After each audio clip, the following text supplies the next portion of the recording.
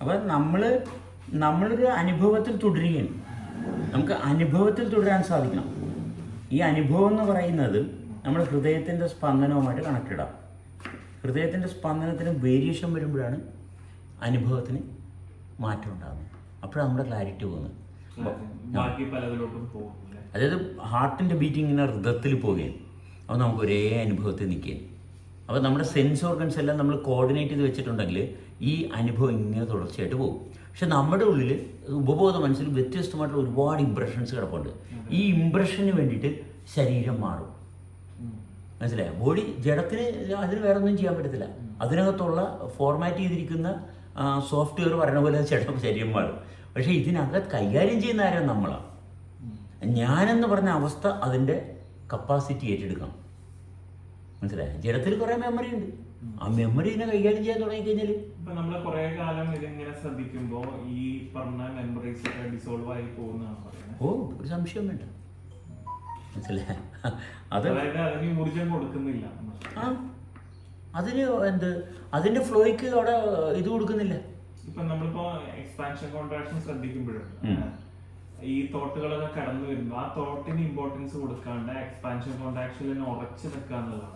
അതെ, സീറോ ആയിട്ട് കണക്ട് ചെയ്ത് കഴിഞ്ഞാൽ തോട്ടം എന്ന് പറയുമ്പോൾ മറ്റൊരു സംഭവത്തിന്റെ വൈബ്രേഷനായിട്ട് നമ്മൾ ആ തോട്ടും നമ്മൾ ജസ്റ്റ് അറിഞ്ഞു പോകണം. അതായത് ശ്രദ്ധിക്കുന്നു, അതിന്റെ കൂടെ ആ തോട്ട് ഇന്നൊരു ചിന്ത എന്തിലോട്ട് വന്ന് പോകുന്നുണ്ട്. അത് അതുകൊണ്ടല്ലേ ഇപ്പൊ എന്റെ മുമ്പിൽ ഇരിക്കുന്നില്ലേ, അതുകൊണ്ട് ഞാൻ എക്സ്പാൻഷൻ കോൺട്രാക്ഷൻ ചെയ്യുന്നതിന് തടസ്സമില്ലല്ലേ. പക്ഷെ നിങ്ങൾ എനിക്ക് ശ്രദ്ധിക്കണം എന്ന് പറയുമ്പോഴത്തേക്ക് എനിക്ക് പ്രശ്നമല്ലേ. എനിക്ക് എന്നെ ശ്രദ്ധിക്കാൻ പറ്റില്ല, നിങ്ങൾ ശ്രദ്ധിക്കണം എന്ന് പറഞ്ഞാൽ അതുപോലെ തന്നെയല്ലേ ഒരു തോട്ട് വന്നെന്നും പറഞ്ഞ് എനിക്കെന്താ കുഴപ്പം? എനിക്ക് കുഴപ്പം വരേണ്ട കാര്യമില്ലല്ല. എനിക്കെന്ന് പറയണത് എൻ്റെ ശരീരവും ഞാനുമായിട്ടുള്ള ബന്ധം, അതാണ് എനിക്കെന്ന് പറയണത്. എൻ്റെ ശരീരവും ഞാനുമായിട്ടുള്ള ബന്ധമാണ്, അതാണ് എനിക്ക്. മനസ്സിലായി? അതിനപ്പുറത്തേക്ക് എനിക്ക് വലിയ കാര്യമൊന്നുമില്ല. എക്സ്പാൻഷൻ കോൺട്രാക്ഷൻ എന്ന് പറയുമ്പോൾ നമ്മുടെ ഈ ചെസ്റ്റ് വയറിന്റെ അവിടെ മാത്രം ഒതുങ്ങി കൂടുന്നതാണോ അതിനപ്പുറത്തേക്ക് ഹോൾ ബോഡി, പ്രത്യേകിച്ച് മൃദുഭാഗങ്ങളാ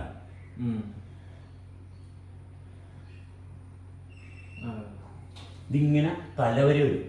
മനസ്സിലായോ? പക്ഷെ നമുക്ക് നമ്മുടെ തുടക്കമായതുകൊണ്ടാണോ കുറച്ച് മാത്രം അറിയുന്നത്? അതെ, തുടക്കമായതുകൊണ്ട് മാത്രം. കുറച്ച് കഴിയുമ്പോൾ ഈ പറഞ്ഞ പോലെ തന്നെ മെമ്മറീസ് ഒക്കെ കുറയുമ്പോൾ കുറച്ചുകൂടെ ക്ലാരിറ്റി കൂടുന്ന നമ്മൾ വർക്ക് ചെയ്ത് വരുമ്പോൾ തന്നെ ഇത് എക്സ്പോസ് ആവും. ഇപ്പം നീന്തൽ തുടങ്ങുന്നവൻ അവൻ നീങ്ങണില്ല, വെള്ളത്തിൽ നിന്ന് എത്ര നീന്തിയിട്ട് നീങ്ങണില്ല. കുറച്ച് പ്രാക്ടീസ് ഒക്കെ കഴിയുമ്പോൾ ഭൂം ഭൂം ഭൂം എന്ന് പറഞ്ഞ വെള്ളത്തിൽ ഇങ്ങനെ ഓടിപ്പോണ പോലെ അവന് തോന്നും. മനസ്സിലായോ? കാരണം ബോഡി ലൈറ്റ് ആവും. മനസ്സിലായി? കാരണം ബോഡി പെർഫെക്റ്റ് ആയിട്ട് വെള്ളത്തിൽ വെറുതെ പൊന്ത് തടി കിടക്കുന്ന പോലെ കിടക്കും ആദ്യം. അത് കഴിയുമ്പോൾ പിന്നെ വെറുതെ കൈകൊണ്ട് എടുത്തു കഴിഞ്ഞാൽ പക്ഷെ മറ്റേ വെള്ളത്തിൽ തന്നെ പൊന്തി കിടക്കാൻ പാടുപിടിക്കും. മനസ്സിലായി? ആദ്യത്തെ സ്റ്റേജ് അതാണ്. മൊത്തം ബലം. പിന്നെ ബലം എല്ലാം മാറുമ്പോൾ വെള്ളത്തിൽ വെറുതെ ഇത് ഇങ്ങനെ ഫ്ലോട്ട് ചെയ്ത് കിടക്കണ ഭാവം വരും. അപ്പോൾ കൈ ഒന്ന് അനക്കിയാൽ ഉടനെ നീങ്ങും അങ്ങോട്ട്. പിന്നെ കൈ അത് ഹൃദയത്തിൽ നീക്കി കഴിഞ്ഞാൽ ശരിക്കും മറ്റേ പ്രൊപ്പലർ ചെവലിരിക്കും. മനസ്സിലായോ? പലപ്പോഴും നമ്മൾ എല്ലാവരും ഒരു മോട്ടിവേഷണൽ ടോക്കർ ആണായിട്ട് മാറുന്നത്. അവിടെയാണ് ഇതിൻ്റെ ഏറ്റവും വലിയ അപകടം. കാരണം ഒരു മോട്ടിവേഷന് എപ്പോഴും ഒരു ഡ്യൂറേഷൻ ഉണ്ട്. മോട്ടിവേഷൻ എന്ന് പറഞ്ഞാൽ ശരിക്കും ഒരു മാസ് ഹിപ്നോട്ടിസമാണ്. മനസ്സിലായോ? ഒരു ഹിപ്നോട്ടിസമാണ്. മറ്റൊരു വ്യക്തി ഹിപ്നോട്ടൈസ് ചെയ്യും. എന്നുവെച്ചാൽ ബോഡിയിൽ ഒരുപാട് ഇംപ്രിൻറ്റ്സ് ഉണ്ട്, അതിൻ്റെ കൂട്ടത്തിൽ പുതിയൊരു സംഭവം കൂടി ഇംപ്രിൻറ്റ് ചെയ്യുന്നു. മനസ്സിലായ? അപ്പോൾ ആ വ്യക്തി ഓക്കെ കൊള്ളാം എന്നെ റൺ ചെയ്യാനായിട്ട് എൻ്റെ ബോഡി ഇത് വെച്ച് റൺ ചെയ്യാം. മറ്റൊരാൾ നമ്മുടെ ശരീരത്തിൽ ഒരു പുതിയൊരു ഐഡിയ ഇൻസ്റ്റാൾ ചെയ്യും. അയാൾക്ക് കുറച്ച് ക്ലാരിറ്റി ഉള്ളതുകൊണ്ട് കുറച്ച് സമയം ഇയാൾക്കൊരു വ്യക്തതയിൽ നിൽക്കാൻ പറ്റുന്നു. ഒരു മിനിറ്റ് പോലും വ്യക്തതയിൽ നിൽക്കാത്ത ആളുടെ മുമ്പിൽ ഒരാൾ ഒന്നിച്ചൊരു 15 മിനിറ്റ് ടോക്ക് കൊടുക്കുന്നു. 15 മിനിറ്റ് നല്ല ഹാർമണിയിൽ ടോക്ക് കൊടുക്കുന്നു. ഇതാണ് ഒരു മോട്ടിവേഷണൽ ടോക്കർ. വേറെ ഒന്നുമില്ല. ഈ അരമണിക്കൂർ ഇയാളുടെ കയ്യിലുള്ള ഈ ക്യാപ്സ്യൂൾ ഡെലിവറി ചെയ്ത് കഴിഞ്ഞാൽ ഇയാൾ ലൈഫിലൂടെ നമ്മൾ എന്തെങ്കിലും ഇയാൾ വരും. അത്രേ ഉള്ളൂ. അനുഭൂതിയുടെ തലത്തിലോട്ട് വരുന്നില്ല. അതെ. അപ്പൊ മിക്ക മോട്ടിവേഷണൽ ടോക്കും ക്ലാസ്സും ഈ ലോ ഓഫ് അട്രാക്ഷൻ ഒക്കെ സത്യമാണോ? ലോ ഓഫ് അട്രാക്ഷൻ സത്യമാണ്. പക്ഷെ ലോ അട്രാക്ഷന് വേണ്ടിയിട്ട് ലോ അട്രാക്ഷൻ വെച്ച് നമ്മൾ കുറെ കാര്യങ്ങൾ ഉണ്ടാക്കാനായിട്ട് പാടുപെടേണ്ട കാര്യമൊന്നുമില്ല. ലോ ഓഫ് അട്രാക്ഷൻ ബേസ് ചെയ്തല്ലേ നിങ്ങളിവിടെ വന്നത്. ഇതൊരു അട്രാക്ഷൻ അല്ലേ? പക്ഷേ സ്ത്രീ ഒരു അട്രാക്ഷൻ അല്ലേ? അട്രാക്ഷൻ്റെ ഭാഗത്തല്ലേ നമുക്ക് കാര്യങ്ങൾ സംഭവിക്കുന്നത്. പക്ഷെ നമ്മൾ സാധനങ്ങൾ കൊണ്ടുവരാൻ വേണ്ടിയിട്ട് എന്തിനാണ് നമ്മൾ കൊണ്ടുവന്നിട്ട് എന്തിനാണ്? നമ്മളുള്ളത് കൊണ്ട് നമുക്ക് ലോ ഓഫ് അട്രാക്ഷൻ വർക്ക് ചെയ്യിപ്പിക്കാം. ഓക്കെ, ഫസ്റ്റ് പ്രൈമറി ഇമ്പോർട്ടൻസ് കൊടുക്കേണ്ടത് നമ്മളുള്ളത് കൊണ്ടാണ്. അപ്പം ഞാനുണ്ടെന്നുള്ള ഭാഗത്തെ മനസ്സിലാക്കാതെ ലോ ഓഫ് അട്രാക്ഷൻ ഉപയോഗിച്ചാൽ അപകടം. അതിൽ ഏറ്റവും ഇമ്പോർട്ടൻ്റ് ആയിട്ടുള്ള ഒന്നാണ് അമ്മയായിട്ടുള്ള ബന്ധം. എന്നുവെച്ചാൽ അമ്മയായിട്ടുള്ള ബന്ധം നമ്മൾ ഉണ്ടാക്കുന്നതല്ല, കൃത്രിമമല്ല. എന്നുവെച്ചാൽ അത് ബൈ നേച്ചറാണ്, ഓട്ടോമാറ്റിക്കായിട്ട് വരുന്നതാണ്, ഉള്ളതാണത്, വരുന്നതല്ല, അതോട് ഉള്ളതാണ്. ആ ബന്ധത്തെ എൻഹാൻസ് ചെയ്യുന്നതാണ്. അത് ബയോളജിക്കൽ മദറിന്റെ കാര്യമാണോ പറയുന്നത്? ആ ബയോളജിക്കൽ മദറിൽ നിന്ന് നമുക്ക് തുടങ്ങാം, മനസ്സിലായോ? അല്ല, അത് ഓട്ടോമാറ്റിക്കായിട്ട് അട്രാക്ഷൻ വരുന്നുണ്ടോ, അല്ലെങ്കിൽ ഇപ്പൊ പ്രസവിച്ചു കഴിഞ്ഞാല് ആ കുട്ടിയെ മാറ്റി വേറൊരാള് മാറിക്കൊണ്ടേയിരിക്കും, അപ്പൊ എന്തെങ്കിലും ആ ബയോളജിക്കൽ മദറിന് കാണുന്ന ഒരു അട്രാക്ഷൻ ഉണ്ടാവും? അതായത് മദർ എന്ന് പറയുന്നത് നമ്മുടെ ഫിസിക്കാലിറ്റി ഓർഡറിലാക്കാനുള്ള ഒരു കപ്പാസിറ്റിയാണ് മദർ. മനസ്സിലായി? ജനിച്ച് പ്രസവിച്ചത് കൊണ്ട് അമ്മയാകണമെന്ന് നിർബന്ധമൊന്നുമില്ല. അമ്മയാണ് എന്നുള്ള തിരിച്ചറിവ് വലിയൊരു അനുഗ്രഹമാണ്. ഇന്ന് പല സ്ത്രീകളും പ്രസവിക്കുന്നുണ്ട്, പക്ഷെ അമ്മയാകുന്നില്ല. മനസ്സിലായി? അമ്മയെന്ന് പറയുന്നത് ഒരു ഭയങ്കര കേപ്പബിലിറ്റിയാണ്, ഇതൊരു പവർഫുൾ കേപ്പബിലിറ്റിയാണ്. അപ്പോൾ പ്രസവിക്കാതെ അമ്മയാകാം കേട്ടോ, കാരണം എനിക്കും അമ്മയാകാം. എക്സാമ്പിൾസ്, അതായത് എൻ്റെ അടുത്തൊരു കുട്ടി വരുന്നു, ആ കുട്ടിക്ക് വേണ്ട കാര്യങ്ങൾ ഡെലിവറി ചെയ്യാനുള്ള കപ്പാസിറ്റി ബോഡിയിലുണ്ട്. നാച്ചുറലി അവൻ്റെ പ്രസൻസ് ഒന്നുമല്ല, അവൻ്റെ പ്രസൻസ് നമ്മളുടെ അടുത്ത് വരുമ്പോൾ ഒരു കുട്ടിക്ക് വേണ്ട അമ്മയിൽ നിന്ന് കിട്ടേണ്ട സവിശേഷത നമ്മുടെ ബോഡി തന്നെത്താൻ പ്രിപ്പയർ ചെയ്യും, അതവിടെ ഡെലിവറി ചെയ്യും. അതിനുള്ള കപ്പാസിറ്റി ഉണ്ട്. നമ്മൾ ഒരു കുട്ടി ഒരു ആവശ്യത്തിന് വരുന്നു, കുട്ടിക്ക് ഒരു അമ്മയുടെ മാതൃത്വത്തിൻ്റെ സ്നേഹം വേണം. ഓക്കെ, ഞാനൊരു പുരുഷനാണ്, പക്ഷേ എന്നിലും ഉണ്ട് ഒരു അമ്മ. ഞാനത് ഡെലിവറി, ഞാൻ ബലം പിടിക്കാതെ ഞാൻ പുരുഷനാണ്, ഞാൻ വലിയ ആണാണെന്ന് പറഞ്ഞ് അഹങ്കരിച്ച് നിന്ന് കഴിഞ്ഞാൽ ഇത് വർക്ക് ചെയ്യത്തില്ല. ഞാൻ വെറുതെ ഫ്രീ ആയിട്ട് ഞാൻ ഒന്നുമല്ല എന്ന് പറഞ്ഞ് നിൽക്കുമ്പോൾ ഈ കുട്ടി അവിടെ പ്രവർത്തിക്കും, കുട്ടിയുടെ റിക്വയർമെൻ്റ് അവിടെ പ്രവർത്തിക്കും. അത് ജെന്യൂൻ ആണെങ്കിൽ അത് ഏറ്റവും റിച്ച് ആയിട്ടുള്ള എക്സ്പീരിയൻസ് എനിക്ക് തരും. ഞാനാണ് ആദ്യത്തെ ബ്ലെസ്ഡ് ആകുന്നത്, കാരണം മറ്റൊരാളുടെ ഒരു ആവശ്യത്തിന് വേണ്ടിയിട്ട് നിറവേറത്തക്ക രീതിയിൽ എൻ്റെ ശരീരം മാറുന്നു. അത് ഏറ്റവും ഡിവൈനാണ്. അത് തന്നെ എന്നെ പ്രൊട്ടക്റ്റ് ചെയ്യും, എന്നെ രോഗാവസ്ഥയിലോട്ട് കൊണ്ടുപോകത്തില്ല. കാരണം മറ്റൊരാളുടെ വളർച്ചയ്ക്ക് ഉതകുന്ന വിധത്തിൽ എൻ്റെ ശാരീരികമായിട്ടുള്ള അവസ്ഥ തയ്യാറാകുകയും അവിടെ ഇമ്മ്യൂണിറ്റി പവറും അതിൻ്റെ പ്രൊട്ടക്ഷൻ ടു ഷീൽഡ് എല്ലാം ഏറ്റവും റിച്ചാവും. കാരണം മറ്റൊരാളെ പരിചരിക്കത്തക്ക രീതിയിൽ ഈ ശരീരം തന്നെത്താൻ തയ്യാറാകുകയും അതൊരു ഭയങ്കര വലിയ ബ്ലെസ്സിങ്ങാണ്. അഹങ്കാരം ഉണ്ടെങ്കിൽ നടക്കത്തില്ല, മനസ്സിലായി? അപ്പോൾ നമ്മുടെ സഹകരണം എന്ന് പറയുന്നത് ഒരു ഭയങ്കര റിച്ച് സംഭവമാണ്. ഇതിൽ വരുമ്പോ അഹങ്കാരത്തിന് പല തലങ്ങളുണ്ടെന്ന് മനസ്സിലാവും അല്ലേ? നമ്മൾ അഹങ്കാരം എന്ന് പറയുമ്പോ ഒരാളോട് ആ ദേഷ്യം കാണിക്കുന്നു അല്ലെങ്കിൽ ജാട കാണിക്കുന്നു എന്ന് മാത്രം പറയുമെങ്കിലും, പക്ഷെ ഇവിടെ വരുമ്പോ അല്ലെങ്കിൽ ഈ വണ്ടർഫുൾ ലിവിങ് വീഡിയോ കാണുമ്പോൾ നമുക്ക് മനസ്സിലായെന്ന് വെച്ചിട്ടുണ്ടെങ്കിൽ അഹങ്കാരം പല കാര്യങ്ങളിലും അഹങ്കാരമുണ്ട് അല്ലേ? പല വേഷത്തിലും രൂപത്തിലും നമ്മളെ ശ്രദ്ധിക്കാത്തതൊരു അഹങ്കാരമാണ്. തീർച്ചയായും ഞാൻ ശ്രദ്ധിക്കേണ്ട ആവശ്യമില്ലെന്നുള്ള തോന്നൽ തന്നെ ഒരു അഹങ്കാരമാണ്. സയൻസ് എല്ലാം ചെയ്തു വരും, സയൻസാണ് എല്ലാം എന്ന് പറയുന്നവർ ഏറ്റവും കൂടുതൽ പെടുകയാണ് ചെയ്യുന്നത്, മനസ്സിലായോ? അങ്ങനെ എല്ലാ നിമിഷവും എനിക്ക് എന്നെപ്പറ്റി അറിയുന്നുള്ളത് ഞാൻ നിരന്തരം ശ്രദ്ധിച്ചു കൊണ്ടുപോകേണ്ടതാണ്. കാരണം അടുത്ത നിമിഷം ഞാൻ ഇപ്പോഴേ എനിക്ക് അറിയാമെന്ന് പറഞ്ഞിട്ട് കാര്യമില്ല, അടുത്ത നിമിഷവും ഞാൻ ശ്രദ്ധിക്കണം, അടുത്ത നിമിഷവും ശ്രദ്ധിക്കണം, മനസ്സിലായോ? ഞാൻ അറിഞ്ഞെന്ന് പറഞ്ഞിട്ട് കാര്യമില്ല, എപ്പോഴും ഞാൻ ചെയ്യേണ്ടത്. എപ്പോൾ ജാഗ്രത വിടുന്നു അപ്പോൾ പണിയും കിട്ടും.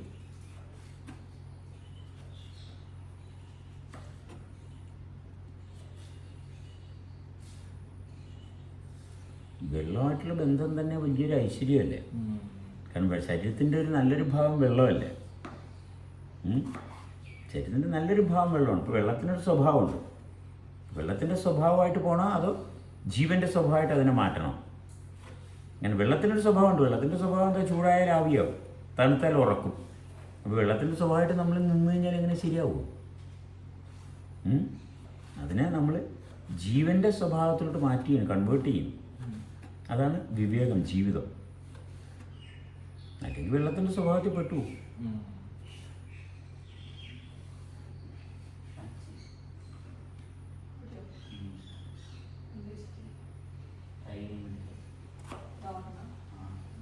ജനിക്കും ഫുൾ ടൈം ശ്രദ്ധിക്കാൻ പറ്റുന്നുണ്ടോ?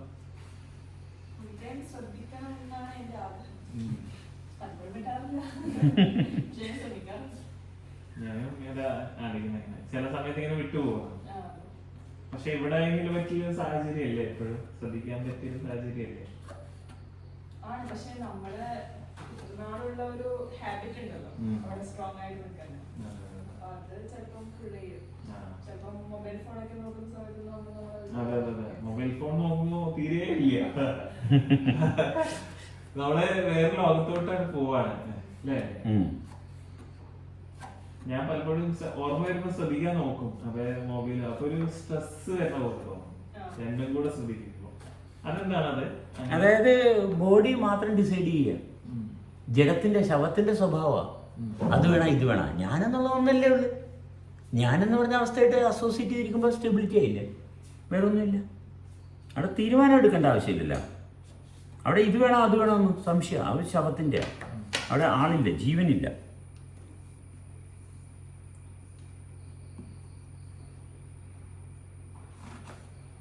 വേറെന്തെങ്കിലും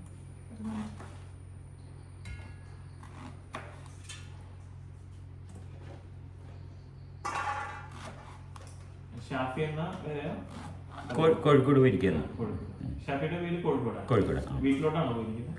അല്ല, പുള്ളിക്കാരനൊരു എന്തോ ഒരു കാര്യമുണ്ട്, വീട്ടിൽ പോകും.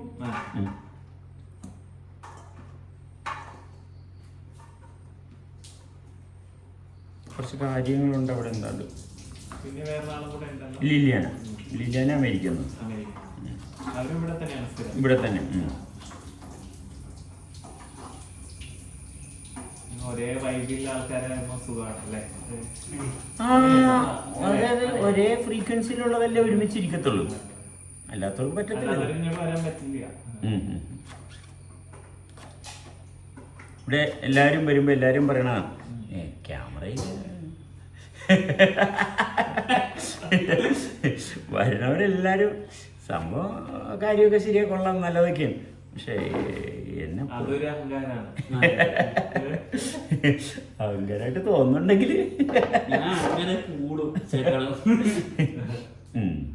ഇത് ഒരാളെ സംസാരിക്കുമ്പോ അത് ഞാൻ കേൾക്കും. ഇപ്പൊ നമ്മള് യൂട്യൂബിലാണെങ്കിൽ വീഡിയോസ് കാണുമ്പോഴേ അത് നോക്കാണ്ട് നമ്മള് വോയിസ് മാത്രം ശ്രദ്ധിക്കുമ്പോ നമ്മളെ ശ്രദ്ധിക്കാൻ പറ്റില്ല. വോയിസ് ശ്രദ്ധിക്കുക അല്ലെങ്കിൽ ആ വീഡിയോ കാണുക, പിന്നെ നമ്മളെ കൂടെ ശ്രദ്ധിക്കുമ്പോഴാണ് ബുദ്ധിമുട്ട്. അതായത് മറ്റേത് കാഴ്ച പലയിടത്ത് പോകുന്നുണ്ട്, കാഴ്ചയെ കൂടി പിടിച്ചു വെക്കാൻ പറ്റുന്നില്ല. കാഴ്ച ലൈറ്റ് എന്ന് പറഞ്ഞാൽ ഭയങ്കര പവർഫുള്ളാണ്. നമ്മൾ ഇംപ്രഷൻസ് ഉണ്ടാക്കി വെച്ചിട്ടുണ്ട്. അപ്പോൾ ആ ഇംപ്രഷൻസിനെ കൂടി പിടിച്ചു വെക്കണം. ഇപ്പം നിങ്ങളെ തന്നെ നോക്കിയിരിക്കുമ്പോൾ നോക്കിയിരുന്നു കഴിഞ്ഞാൽ കുറച്ച് നേരം ബോറടിക്കുന്നുണ്ടെങ്കിൽ അതിൻ്റെ അർത്ഥം എന്താണ്? നിങ്ങളതിനെ ആശ്രയിച്ച് നിൽക്കുക. മനസ്സിലായ? നിങ്ങൾ വേറെ ഒന്നും ചെയ്യുന്നില്ല, പക്ഷേ എൻ്റെ ഉള്ളിൽ ഇംപ്രഷൻസ് വലിക്കൽ. വേറെ സംഭവം നോക്ക്. പക്ഷെ ഇത് തന്നെ നോക്കി ഇരുന്ന് ഇംപ്രഷൻസ് ഒക്കെ തന്നെത്താൻ പോകും. ഇംപ്രഷൻസിന് തീറ്റ കൊടുക്കരുത്.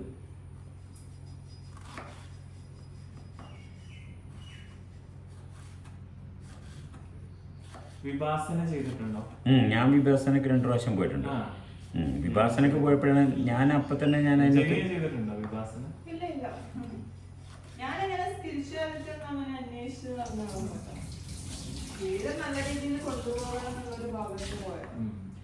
ലോ ഓഫ് അട്രാക്ഷന്റെ കുറച്ച് ഭാഗത്തെത്തി, അതുവഴി ഇവിടെ കണക്ട്. ശ്രീരാജും ലോ ഓഫ് അട്രാക്ഷന്റെ ഞാനങ്ങനെ കണ്ടു വന്നതാണ്. അങ്ങനെയാണ് ഞാന് സബാസ്റ്റ്യൻ ചേട്ടനോട് ശ്രീരാജിന്റെ വീഡിയോയിൽ പറയുമ്പോ ഞാൻ വലിയൊരാളായിട്ട് കോട്ടും സൂട്ടൊക്കെ ഉള്ള ഒരാളായിട്ട് അങ്ങനെ പ്രതീക്ഷിച്ചിട്ടാണ്. പിന്നെയാണ് ഭയങ്കര താടിയും മുടിയൊക്കെ വളർത്തിയ ഒരാളെ എന്റെ സങ്കല്പത്തിലുള്ള സബാസ്റ്റ്യൻ ചേട്ടൻ ഇങ്ങനെ അല്ലല്ലോ. നമ്മുടെ ആനിമേഷൻ വർക്ക് ചെയ്ത് വേറെ രീതിയിലാണ്. അതെ. അങ്ങനെ ഒരു ലൈവിലാണ് ഞാൻ കാണുന്നത്. പിന്നെ ഓട്ടോമാറ്റിക്കായിട്ട് സബാസ്റ്റ്യൻ ചേട്ടന്റെ ചാനൽ ഇങ്ങനെ അതിന് കുറച്ച് അത് കഴിഞ്ഞതിന് ശേഷമാണ് പിന്നെ ചാനൽ സ്റ്റാർട്ട് ചെയ്തത്. ഓട്ടോമാറ്റിക്കായിട്ട് കയറി വന്നു. ഞാൻ യൂട്യൂബ് ചാനൽ സ്റ്റാർട്ട് ചെയ്യത്തില്ലായിരുന്നു. ശ്രീരാജിന്റെ ചാനൽ പൊക്കാവുന്നുള്ളൊരു പ്ലാനായിരുന്നു. ശ്രീരാജിന്റെ ചാനലിനെ സപ്പോർട്ട് ചെയ്യാൻ ശ്രീരാജിന്റെ ചാനലിൽ അവന്റെ ചാനലുണ്ടല്ലോ, അപ്പൊ അതിൽ പ്രസന്റായി ആ വഴിക്കങ്ങ് പോകാന്നൊരു ഭാഗമായിരുന്നു. പക്ഷെ ശ്രീരാജിന് പ്ലാൻ വേറെ അതായിരുന്നു. ഓക്കെ, അപ്പൊ പിന്നെ നമ്മള് എന്താണ് മെഡിറ്റേഷന്റെ പേര് എന്താണ്? അത് സഹജയോഗം. ഗുരുക്കന്മാരുടെ ഒരു ഇമ്പോർട്ടൻസ്. അതെ. അപ്പൊ അങ്ങനെയൊക്കെയുള്ള കാര്യങ്ങൾ നമുക്ക് ആളുടെ അതിനുശേഷമുള്ള വീഡിയോസ് കണ്ടായിരുന്നു. ഗുരുക്കന്മാർക്ക് ഒരു ഇമ്പോർട്ടൻസ് കൊടുക്കുന്ന ഇതായിട്ട് എനിക്ക് തോന്നുന്നു. മോശമാണോ ഞാൻ പറയുന്നത്, മോശമാണോ എന്ന് അറിയില്ല. അല്ല, മോശമാണെന്ന് പറഞ്ഞു കഴിഞ്ഞാലേ അറിയത്തുള്ളൂ. അല്ല, നമ്മുടെ ഇപ്പൊ ഇതൊക്കെ ഇതിലോട്ട് വരുമ്പോ നമ്മുടെ അറിവുകൾക്ക് പരിമിതികളുണ്ട്. അല്ല, ആയിക്കോട്ടെ, പക്ഷെ നമ്മൾ ഉള്ളിൽ വെച്ചോണ്ടിരുന്ന ഞാൻ അറിയില്ല. മനസ്സിലായി? എനിക്ക് നിന്നെ ഇഷ്ടമാണെന്ന് ഞാൻ നിന്നോട് പറയുമ്പോൾ അവിടെ പ്രതികരണം ഉണ്ടാവും. മനസ്സിലായി? ആ ഇഷ്ടമെന്ന് പറഞ്ഞ സംഭവത്തെ എനിക്ക് ഭക്ഷണം ഇഷ്ടമാണ്, കഴിക്കാണ്ടിരുന്നിട്ട് എന്ത് കാര്യം ഇരിക്കുന്നു? കഴിച്ചിട്ടല്ലേ കാര്യമുള്ളത്. മനസ്സിലായി? മറ്റൊരു വ്യക്തി എനിക്ക് ഇഷ്ടമാണെന്ന് പറയുമ്പോൾ തന്നെ ആ ഇഷ്ടത്തിൻ്റെ ആ കംപ്ലീറ്റ്നെസ് അവിടെ കാണും.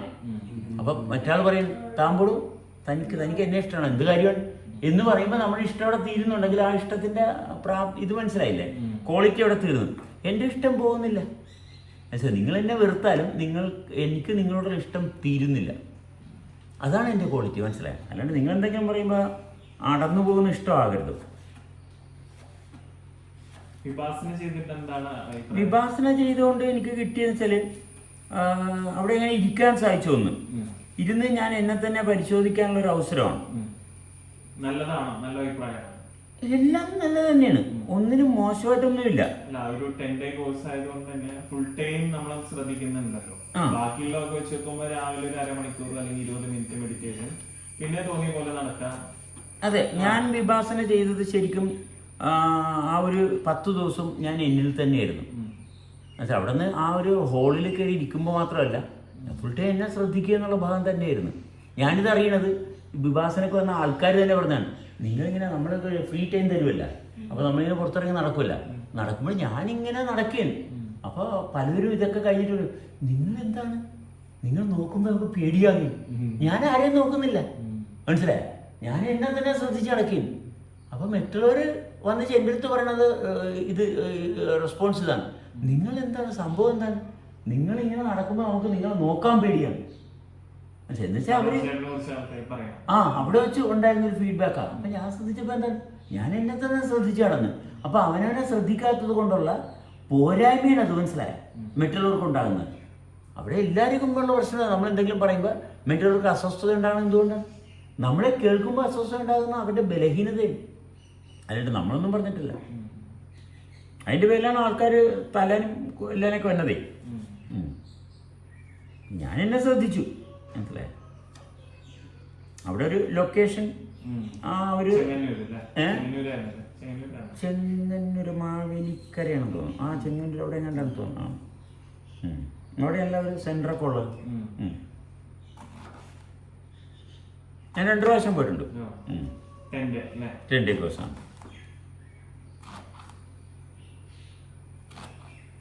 പക്ഷെ ഞാൻ അത് ഓക്കെ. ഇപ്പോൾ ബുദ്ധൻ പറയുന്നത് ശ്വാസം ശ്രദ്ധിക്കാൻ, ഞാൻ ശ്വാസം എക്സ്പാൻഷനാണ് ശ്രദ്ധിക്കുന്നത്.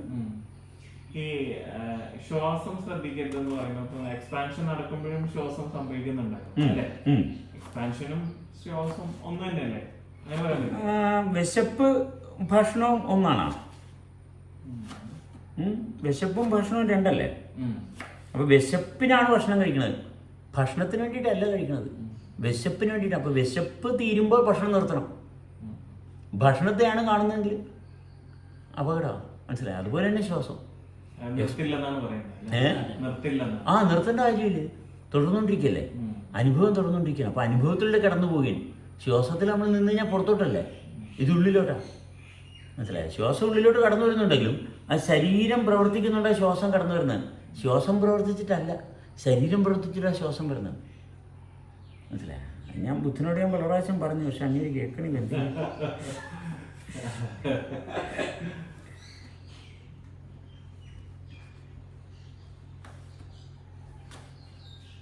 അല്ല, ബുദ്ധനും തുടക്കത്തിലൊരു ശ്വാസം വന്നെങ്കിലും പിന്നെ സെൻസേഷനിലോട്ട് പോകുന്നുണ്ടല്ലോ. ആനാപാന കഴിഞ്ഞ അതിനകത്ത് ബുദ്ധൻ എന്ന് നമ്മൾ ഇന്നും പറയുന്നുണ്ടെങ്കിൽ ബുദ്ധന്റെ അവസ്ഥ അനുഭവിച്ചുകൊണ്ടിരുന്നത് നമ്മളുമായിട്ട് യാതൊരു ബന്ധമില്ലാത്തതുകൊണ്ട് ബുദ്ധനെ പറ്റി ഇന്നും പറഞ്ഞുകൊണ്ടിരിക്കുന്നു അല്ലേ? ബുദ്ധൻ അതന്നെയാണ് ഉറപ്പില്ലാത്തതുകൊണ്ടാണ്. അല്ല, നമുക്കിപ്പോൾ എൻ്റെ അപ്പനെന്നും പറഞ്ഞുകൊണ്ട് ഞാൻ സംസാരിച്ചുകൊണ്ടിരിക്കുകയാണെങ്കിൽ ഞാനെന്ന് പറഞ്ഞ അവസ്ഥയിലോട്ട് എത്തിയിട്ടില്ല. മനസ്സിലായോ? യേശു ക്രിസ്തു എന്ന് പറഞ്ഞുകൊണ്ട് ഞാൻ ഇരിക്കുന്നുണ്ടെങ്കിൽ ഇപ്പോഴും യേശു ക്രിസ്തുവിനെ പറ്റി നടക്കുക. ഞാൻ എന്നിലോട്ട് എത്തിയിട്ടില്ല. എന്നിലോട്ട് എത്തുമ്പോഴല്ലേ അതെ. മനസ്സിലായി? ഇംപ്രഷനിൽ വീണു പോവുകയാണ്. എല്ലാ ഇംപ്രഷൻസാണ്, എല്ലാം നമ്മുടെ വീക്ക്നെസ്സാണ്. ആരും ആയിക്കോട്ടെ, അവരെത്ര വലിയ സംഭവം ആയിക്കോട്ടെ, പക്ഷെ ആ വലിപ്പം കൊണ്ട് നമുക്കെന്താ കാര്യം? എന്നെ നിങ്ങൾ കണ്ടുകൊണ്ട് നിങ്ങൾക്ക് എന്താ കാര്യം? നിങ്ങളെ കണ്ടതല്ലേ കാര്യമുള്ളൂ. എന്നെ കണ്ട എന്തോ സംഭവിക്കുന്നൊക്കെ തോന്നിയിട്ട് വല്ല കാര്യമുണ്ടോ? ഇതിപ്പോൾ യേശുക്രിസ്തുവിൻ്റെ അടുത്ത് ചെന്നാലും ബുദ്ധൻ്റെ അടുത്ത് ചെന്നാലും അള്ളാഹുവിൻ്റെ അടുത്ത് ചെന്നാലും നമ്മൾ തന്നെ അനുഭവിക്കണമല്ലേ.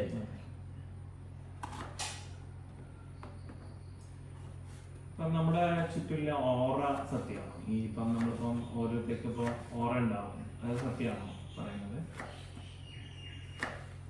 നിങ്ങളെ ഈ വിരൽ രണ്ടും ഇങ്ങനെ ഒന്ന് അടുപ്പിച്ച് പിടിച്ചേക്കുന്നു, മുട്ടിച്ച് എൻ്റെ അതിൻ്റെ ഇടയിൽ കൂടി ഒന്ന് നോക്കിക്കേ. നോക്കാൻ പറ്റത്തില്ലല്ലോ, അടുപ്പിച്ച് പിടി, മുട്ടിച്ചു പിടി. ഇടയിൽ കൂടി നോക്കാൻ പറ്റത്തില്ലല്ലോ. ചെറുതായിട്ടൊന്ന് അകത്തിക്കേ, ചെറുതായിട്ട്. അതിൻ്റെ ഇടയിൽ കണ്ട ഒരു ഓവർലാപ്പിൽ നിൽക്കുന്ന സംഭവം കണ്ട? ആ ആ ആ അത്രയേ ഉള്ളൂ ഓറ. നിങ്ങളുടെ ഓറയാണത്.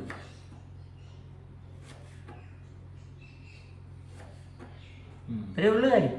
അല്ലാത്ത ഓറയ്ക്ക് വല്ല കാര്യമുണ്ടോ? അതായത് അധികം നെഗറ്റീവ്സ് ഒന്നും ഇല്ലാത്ത ആൾക്കാർക്ക് അത് ഭയങ്കരമായിട്ട് പ്രൊജക്ട് ചെയ്തു അങ്ങനെയുണ്ടോ?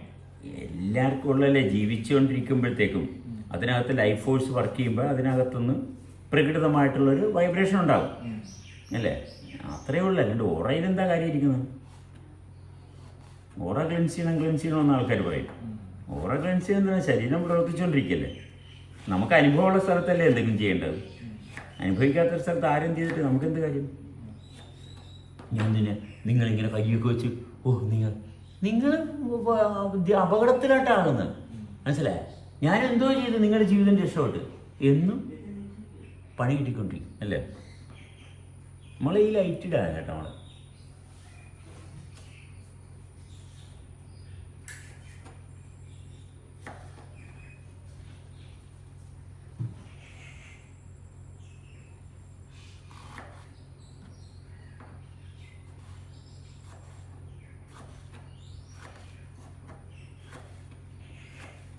മെഡിസിൻ ഫോളോ ചെയ്യുന്നുണ്ടോ? അങ്ങനെ ഇല്ലില്ല.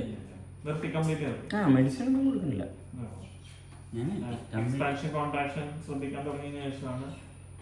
ഇവനിപ്പോൾ റീസെൻ്റ്ലി അല്ലേ എനിക്ക് മറ്റേത് ഈ രണ്ടുപേര് കൂടിയിട്ടാണ് കൊച്ചുണ്ടായത്.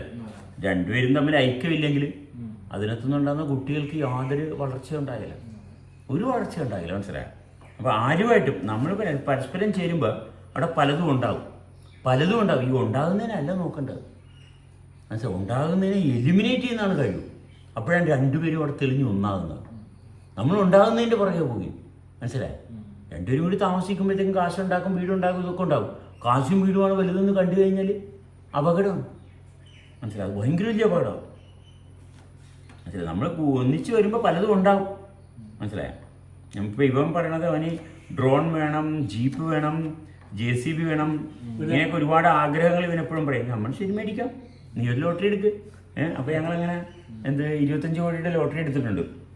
അവൻ ഇന്നലെ അവനെ കൊണ്ട് ഇടിപ്പിച്ച്. അപ്പോൾ അടിക്കണേ നമുക്ക് വാങ്ങാം.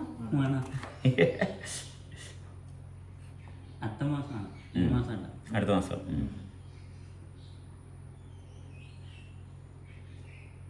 ഇവിടെ വന്നതിന് ശേഷം ഭയങ്കര ഹാപ്പിയാണ്. നന്നാണ്. ജോലി ചെയ്യുക വേണ്ടി ഇഷ്ടമാണ്. ആക്റ്റീവാണ് ആൾ. മറ്റേത് ഉറക്കമില്ലായിരുന്നു. വേറെ ഒന്നുമല്ല. ഇവിടെ ഉള്ളവർ ആരും പരസ്പരം ഇതൊന്നുമില്ല. മനസ്സിലായ? എല്ലാവരും അവരവരുടെ അവസ്ഥ മെയിൻറ്റെയിൻ ചെയ്യുന്നു.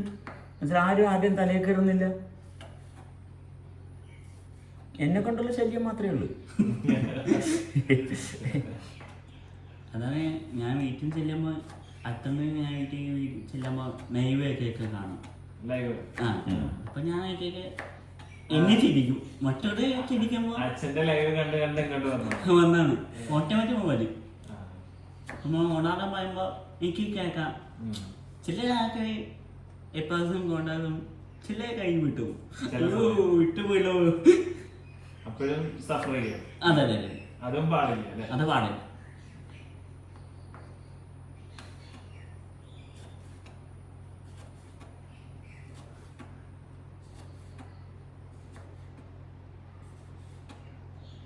ഇന്ന് രാവിലെ എൻ്റെ ഇളയവങ്ങൾ ഞങ്ങളുടെ ഫാമിലി ഗ്രൂപ്പിൽ കുറേ കരഞ്ഞുകൊണ്ട് വിഷമിച്ചുകൊണ്ട് ഒരു ഒരു എഴുത്ത് എഴുതിയിട്ടുണ്ട്.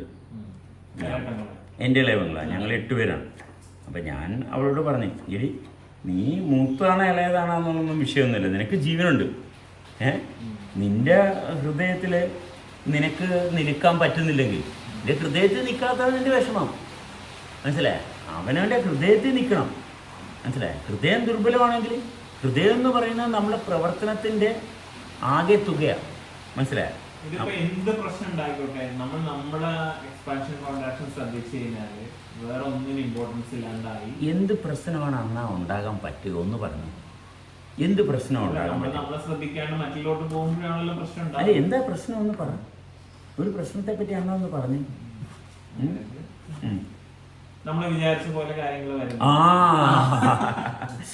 നമ്മൾ വിചാരിക്കാൻ കാരണം എന്താണ്? അവിടെയാണ് അതിൻ്റെ ആരംഭം. നമ്മൾ വിചാരിക്കുന്നത് എന്തുകൊണ്ടാണ്?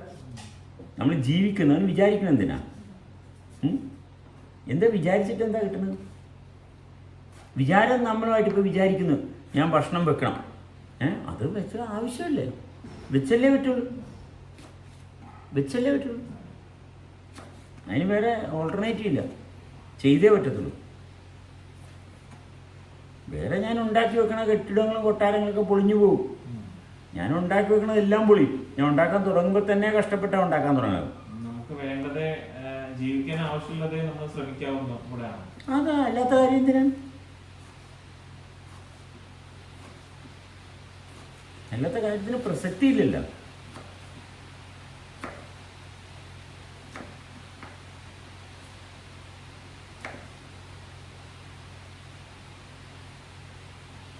ഒരു വ്യക്തി എന്ന് പറയുന്ന ആദ്യം സ്ത്രീയാണ്. മനസ്സിലായി? ഏതൊരു വ്യക്തിയും സ്ത്രീയാണ്. സ്ത്രീയെ മര്യാദക്ക് സത്യസന്ധമായിട്ട് കൊണ്ടുപോകുമ്പോഴാണ് പുരുഷൻ വരുന്നത്. ഞാനും സ്ത്രീയാണ്. മനസ്സിലായ? ശരീരം എന്ന് പറഞ്ഞ സ്ത്രീയാണ്. ആ ശരീരത്തെ വൃത്തിയായിട്ട് കൊണ്ടുവരുമ്പോഴാണ് പുരുഷൻ ഉണർന്നു വരുന്നത്. മനസ്സിലായ? ഇവിടെയെല്ലാം ഞങ്ങൾ പുരുഷന്മാരാണ്, സ്ത്രീകളാണ്, വെറുതെ പൊട്ടന്മാരാണ്. മനസ്സിലായി? ഒരു കാര്യമില്ല. മനസ്സിലായി? സ്ത്രീകളെ കാണുമ്പോഴത്തേക്കും ലൈംഗികമായിട്ട് ഉത്തേജനം ഉണ്ടായി വായിൽ വെള്ളമിറക്കി നടക്കുന്ന ആൾക്കാർ, മനസ്സിലായി, അവർക്ക് പ്രാപ്തിയുണ്ടാകും. അവർക്ക് പ്രാപ്തിയൊന്നുമില്ല. മനസ്സിലായോ? സ്ത്രീകളെ അടക്കി ഭരിക്കുന്ന ആൾക്കാർ, മനസ്സിലായോ? അത് വൃത്തികേടല്ലേ? മറ്റൊരു വ്യക്തി, മറ്റൊരു ജീവനെ അടക്കി ഭരിക്കാൻ ഇവർക്ക് എന്താ അവകാശം? മറ്റൊരു സ്ത്രീയെ അടക്കി ഭരിക്കുക എന്ന് പറഞ്ഞാൽ തെറ്റല്ലേ? അതിനകത്ത് ജീവൻ്റെ സ്പന്ദനത്തിൻ്റെ ഒരംശം പോലും നമ്മളായിട്ട് ഉണ്ടാക്കിയതല്ല. പിന്നെ അവരെ നിയന്ത്രിക്കുന്നത് തെറ്റല്ലേ? അതാണ് വിശ്വാസം കൊണ്ടുവരുന്ന ഏറ്റവും വലിയ നാശം. സ്ത്രീകളെ അടക്കി ഭരിക്കുന്ന ആൾക്കാർക്ക് വലിയ ബുദ്ധിമുട്ടായിരിക്കും ഇങ്ങനെ കേട്ട് കഴിഞ്ഞാൽ.